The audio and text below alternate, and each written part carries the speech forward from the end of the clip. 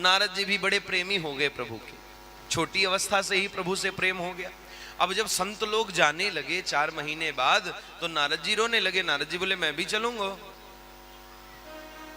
संत बोले चलो, तो नारद जी की मैया आ गई और रोवे को लग गई। नारद जी की मैया बोली महाराज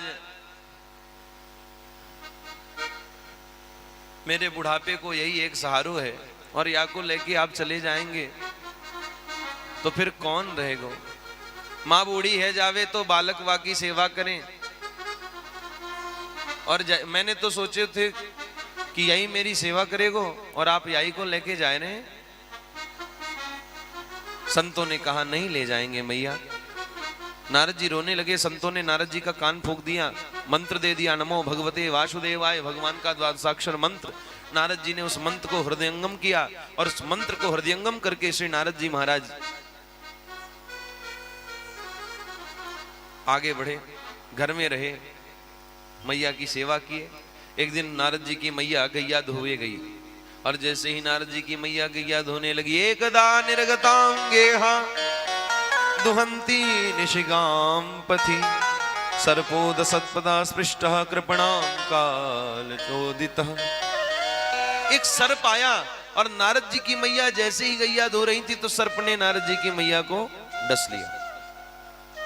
सर्प दंश लगा, नारद जी की मैया परम धाम को चली गई। नारद जी खुशी हुए, थोड़ा दुखी भी हुए, और चल दिए घर से बाहर तपस्या करने के लिए। भगवान को खोजने लगे, प्रभु कहाँ हैं? भगवान के मंत्र का उच्चारण करने लग गए। वन में रहते पत्ते खाते भगवान के द्वादशाक्षर मंत्र का जप करने लग गए।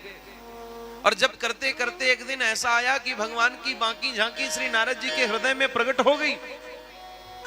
नारद जी सोचने लग गए कि कितना प्यारा, कितना मनोहर स्वरूप है। क्या भगवान के केश हैं, क्या भगवान के नयन हैं, क्या भगवान के गाल हैं, क्या मेरे गोविंद के हस्त हैं, क्या मेरे गोविंद के पैर हैं। हाँ, और भगवान के गाल कैसे? बोले रसगुल्ला जैसे गाल गोविंद के, हाँ, निम्बा फल जैसे ओष्ठ गोविंद के, कमल जैसे नयन भगवान के, कमल जैसे हाथ भगवान के, कमल जैसे पैर भगवान के। ऐसे प्यारे कन्हैया किसको नहीं प्यारे लगेंगे। भगवान ने अपनी बांकी झांकी दिखाई, और दिखा करके फिर प्रभु ने अपनी बांकी झांकी को गायब कर दिया। और जो भगवान ने अपनी बांकी झांकी को गायब किया, नारद जी विचलित होकर के उठे और कहने लगे वो देवता कहाँ गया जिसने मेरा दिल चुराया? किस देवता ने आज मेरा दिल चुरा लिया? दुनिया की खबर ना रही, सबको भुला दिया। कहाँ गए वो? ढूंढने लगे। तभी आकाशवाणी हुई, नारद तुमने जिस मेरे स्वरूप को देखा है, वो स्वरूप आपको इस जन्म के बाद प्राप्त होगा। और नारद जी को भगवान का वही स्वरूप जन्म के बाद प्राप्त हुआ।